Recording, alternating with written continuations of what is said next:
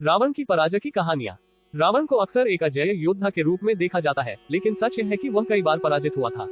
श्री राम के अलावा भी कई महान योद्धाओं और देवों से उसे हार का सामना करना पड़ा था।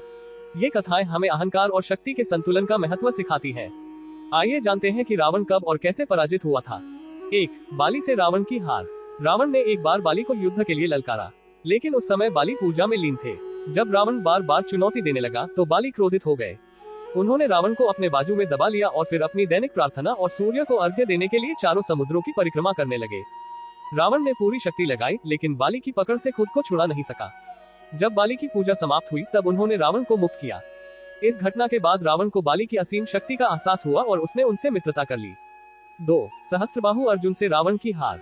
सहस्त्रबाहु अर्जुन के 1000 हाथ थे, इसी कारण वे सहस्त्रबाहु कहलाए। रावण जब उनके साथ युद्ध करने पहुंचा तो सहस्त्रबाहु ने अपनी शक्ति से नर्मदा नदी के प्रवाह को रोक दिया और फिर अचानक जल प्रवाहित कर दिया। इससे रावण और उसकी सेना जलधारा में बह गई। बाद में जब रावण ने फिर से सहस्त्रबाहु को चुनौती दी तो सहस्त्रबाहु ने उसे पराजित कर बंदी बना लिया और कारागार में डाल दिया।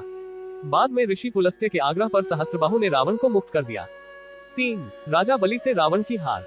दैत्यराज बलि, जो पाताल लोक के सम्राट थे, उनसे भी रावण ने युद्ध करने का प्रयास किया। जब वह बलि के महल पहुंचा और उन्हें ललकारा तो बलि उस समय वहां नहीं थे। महल में मौजूद दैत्य बालकों ने ही रावण को पकड़कर असबल में बांध दिया। जब राजा बलि लौटे और ये दृश्य देखा तो वे हंसे और रावण को मुक्त कर दिया। इस घटना से रावण को अपनी सीमाओं का एहसास हुआ और उसने बलि से मित्रता कर ली।